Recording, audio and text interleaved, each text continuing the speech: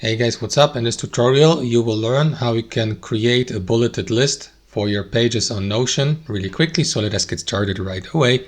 So head over to your workspace on Notion, and as you can see I created a test page like this with a bullet list like that here.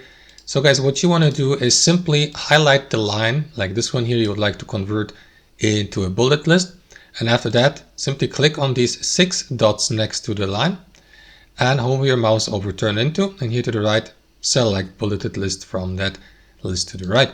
And after that your line will be converted automatically into a bulleted list. Now you may add, for example, a second bullet point to your list and name it, for example, bullet point number 4 or something like that, and so on and so forth, and simply keep adding these bullet points by pressing enter over and over again.